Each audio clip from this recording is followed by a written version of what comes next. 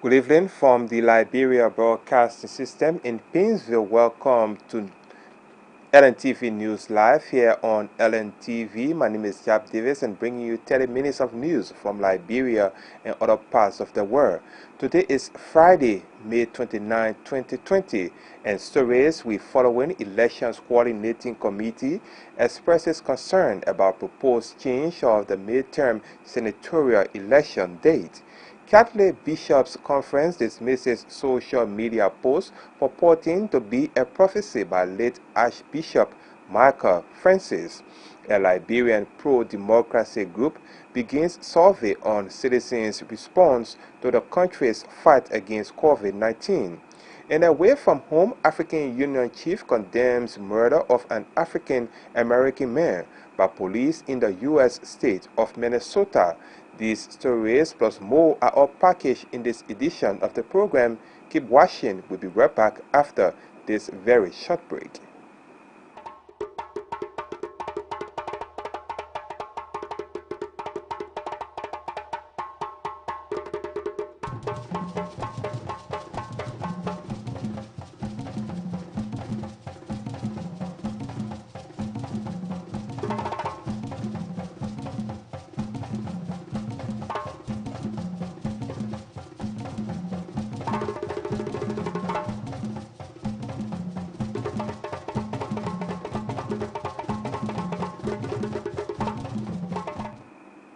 Welcome back to the program.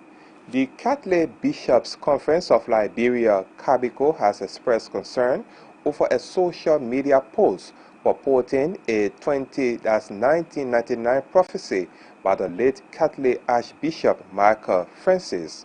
The post claimed that Bishop Francis wrote a letter to the Vatican in which he predicted economic hardship in Liberia as a result of bad governance. But a release signed by CABICO Secretary General Father Dennis Nimlin described the report as false and misleading. The release said the report is not only intended to smear the legacy and vilify the blessed memory of the late Catholic Archbishop, who is considered the conscience of the nation, but to gain political relevance and sympathy. The release quotes Father Nimini as saying that attributing writing or thought to someone who is not the author is a criminal act and cordon those behind the plot to desist from such practice. The head of Election Coordinating Committee, Oscar Blow, says he is concerned over the lack of budgetary allocation for National Elections Commission for the holding of the midterm senatorial elections in the country. Mr. Blow said change of this for election must be in accordance with the Constitution provision to avoid conflict. Moving to the question of the change of election date, in our view, a change to Article 83A, which gives the directive of holding elections in October, must go hand in hand with Article 77B, which deal with the registration of eligible voters. We know that the conduct of the senatorial by-elections is a constitutional requirement, and that as a government, we knew that 2 years ago we were to be holding elections in 2020. So this is not a by-election. This is a planned constitutional requirement with notice. So the response has been the no money syndrome. And that has caused a lot of the by-elections to be held outside of constitutional requirements. We also observe that in the national budget, there's been no allocation of resources for the conduct of elections. And particularly when we knew as a government that elections were being held in 2014. So I'm raising this issue so that we can situate the problem within a larger context. So if we knew that 2014 in 2020 we were to hold elections, why didn't we budget for this particular event? And that question that the executive and the legislature will have to answer. Meanwhile, Mr. Blow has also expressed concern about the frequent holding of elections in Liberia outside of the constitutional requirements. We are also aware that in 2018-2019, there were a series of by-elections that were conducted under the pool of joint resolutions. So we're beginning to see a pattern, a trend of using joint resolutions to unset constitutional mandates and directives. We think this is worrisome, and because once it becomes a practice, then we don't know the implications for the future, and particularly as we approach the 2023 general elections. So our question is whether or not joint resolutions can continue to be used to hold elections outside of constitutional required timelines. We also would be very much interested to know whether or not the plan to postpone the elections as against the constitutional mandate is a part of the COVID-19 response. If yes, we would like to see where is the evidence that COVID-19 has posed or is posing an existential threat to the survival of the country. Reality on the ground. At the same time, the chairman of the Judiciary Committee at the Liberian Senate, Councillor Vani Shemen, has clarified that the proposed adjustment in the timetable for the midterm senatorial election is not an amendment to the Constitution. Councillor Shemen maintained that the election will be held before the close of the year, but noted it was important to listen to views from across all sectors on the proposal from the executive. He was speaking at the Capitol Friday when his committee held another round of public hearing, this time with the civil society. Only organ of our government that can say that let's deviate from what the Constitution says because of certain circumstances is what? The people's representatives. Let it not be understood that we are trying to amend the Constitution. No. There is no intention to amend the Constitution. Amendment of the Constitution means a permanent act, which means we make a permanent change. All that we are considering is, can we change the date for having election because of the exigencies of the circumstances we are faced with, and yet comply with the intent of the Constitution? That is, for example, assuming elections are held on October 13, 2020, the elected senator will sit down and wait until the third Monday in January when the legislative session begins. That is the first day he will do any legislative thing. That is the day he will present his credentials and be seated. Between the days elected in October until the third Monday in January, he will just be sitting now and maybe spending some money or entertaining his constituents who voted for him. So we are saying to ourselves, or we are asking ourselves, what egregious injury or harm it will do if election were held on a day subsequent to October 13 because of the circumstances we are faced with, and yet the election is held timely enough so that the elected senators are seated on the day the Constitution says they should be seated. So we continue to look at the intent of the drafters of the Constitution and not necessarily the technicality, or let's say the literal application of the what? Constitution. But we wanted to ask your own advice, your own input. Since you are involved and have been involved in this electoral process for years, what do you think?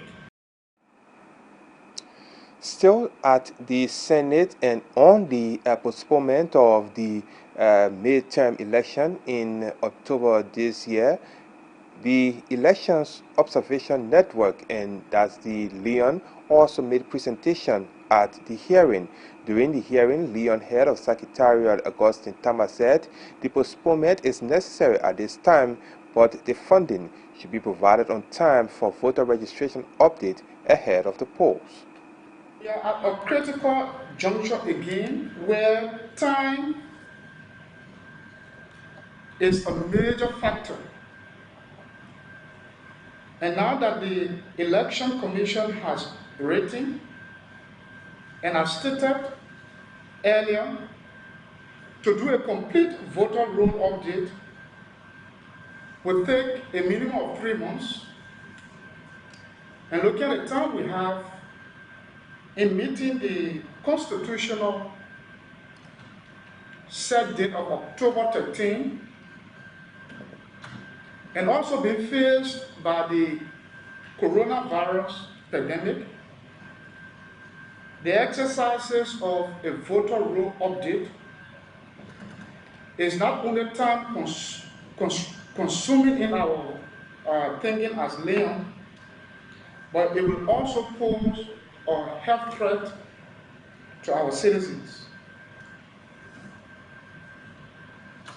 We therefore want to agree that the proposal made by the National Election Commission could be considered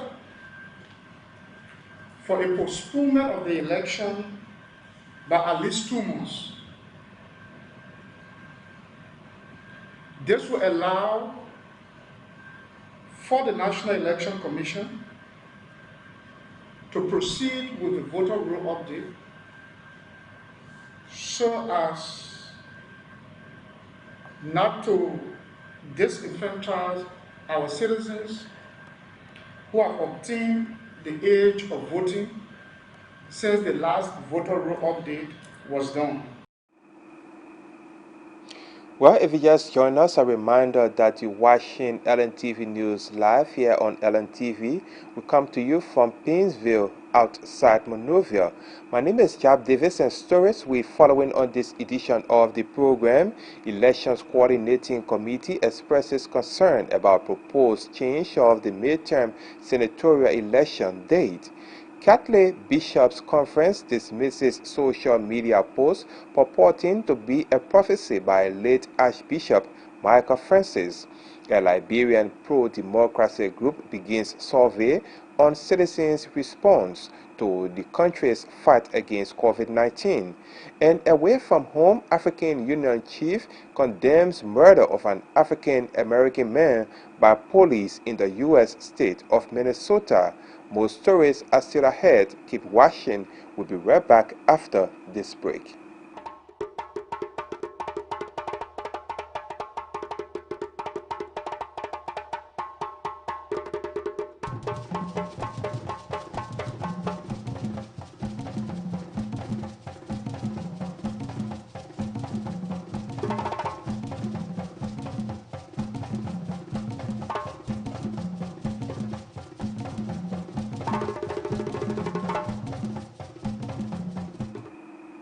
Welcome back to the program. The National Youth Task Force Against COVID-19 has received a major boost in their effort to impact young people during this health emergency. It followed the donation of 1,000 bags of rice to the task force by APN Terminus, Liberia.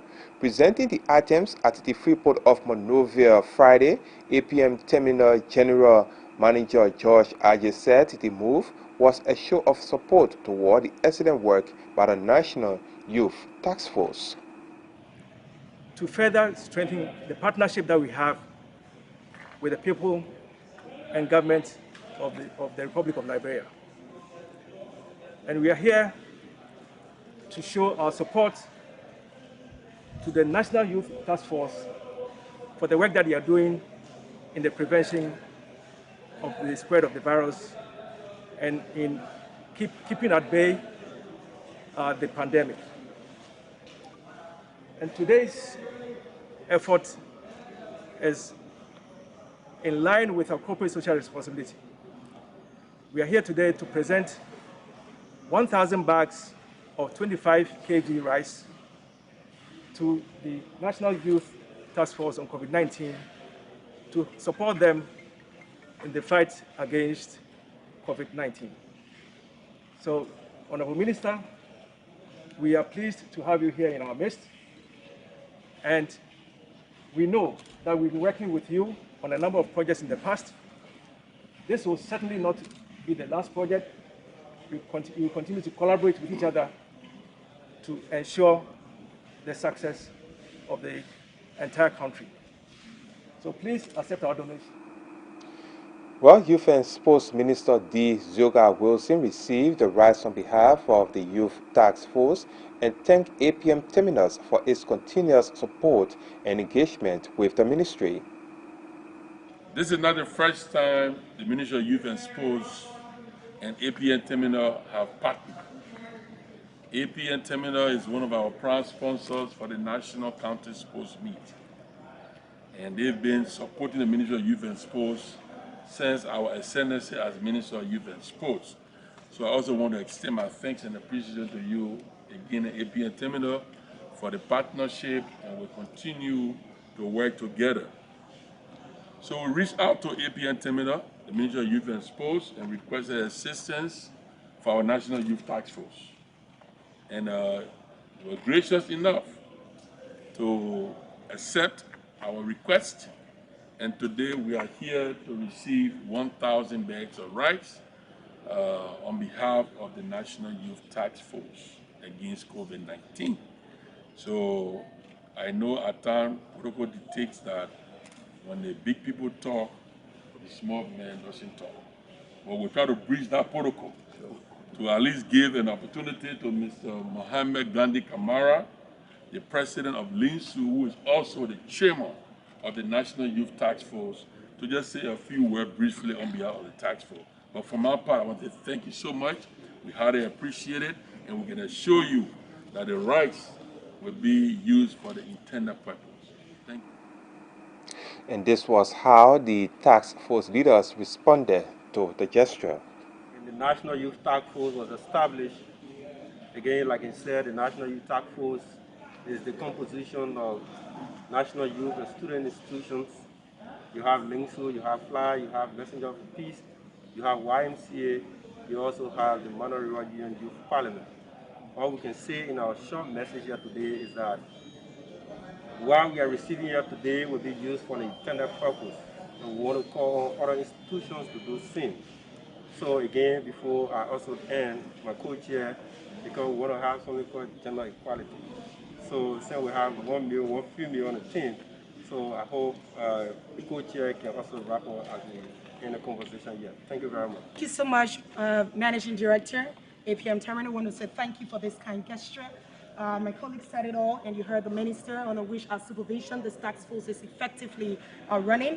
We want to say thank you, and please rest assured that this will definitely be used for the intended purpose, because we're really concerned for us from the task force what impact is our work having, especially on ordinary people. And this is something, as young people, with the support we get from the Ministry of Youth and Sports, we are been in communities, coordinating efforts with different youth organizations, not just us on the task force.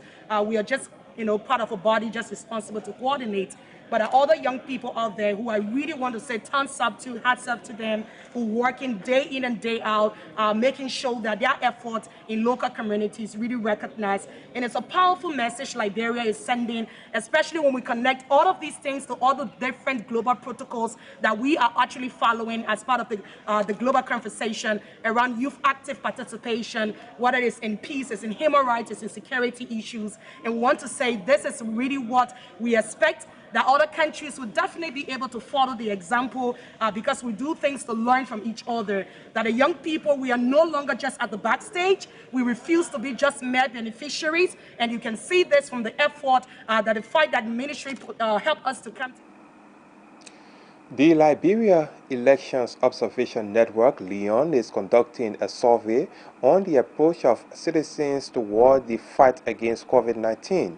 The Liberian government recently requested Carter Center to conduct the survey to be implemented by Leon. Leon head of Secretariat Augustine Tamba has been providing updates about the survey. The survey is currently ongoing. The survey started on Tuesday of this week and is continuing across the 73 electoral districts in the 15 counties. The survey has basically two components. One has to do with the quantitative aspect, and two is the qualitative aspect. The quantitative aspect of this survey entails our 73 surveyors engaging citizens across the country in the 73 electoral districts, and each of them will be interviewing 30 persons in their district from different demographic areas in our country, both old, young people, working class, those who are unemployed, to basically understand their knowledge and their practices they are involved with in their respective areas. In addition to that quantitative aspect of the survey, we are also involved with the conduct of focus group discussions. So there are 11 focus group discussions that will be held in 3 counties, Moserado, Nimba, and Zredru. So in Moserado, we have 3 locations. We started off in Ghanasville with female youth, and then yesterday we were at Fish Market with both women group and men in the community fish market. And today the team will be in Toli, rural Moserado, to basically be able to sample views of citizens across Moserado. And now from the foreign scene, the chairman of the African Union Commission, Musa Faki Muhammad, has condemned the killing of an unarmed black man in the U.S. city of Minneapolis, calling it a murder. 46-year-old George Floyd died in police custody on Monday. A white police officer was filmed kneeling on his neck despite him saying that he could not breathe. His death has led to a series of demonstrations across the United States, including in Minneapolis, where there is a large Somali community. Mr. Muhammad said the Commission rejected the continuing discriminatory practices against black citizens of the United States of America. He urged the U.S. government to ensure discrimination based on ethnicity or religion come to an end. And that's how we end this edition of the program Lntv News Live here on Lntv. Before we leave, a recap of the major stories. Elections Coordinating Committee expresses concern about proposed change of the midterm senatorial election date. Catholic Bishops' Conference dismisses social media posts purporting to be a prophecy by late Archbishop Michael Francis. A Liberian pro-democracy group begins survey on citizens' response to the country's fight against COVID-19. And away from home, African Union chief condemns murder of an African-American man by police in the U.S. state of Minneapolis. And that's how we end this edition of the program. Join us next week, Monday at 10 a.m. for another edition of the program. To that time, and on behalf of the entire news team here at the Liberia Broadcasting System, my name is Chap Davis, wishing you a pleasant good night and a blessed weekend from Painesville. Bye-bye for now.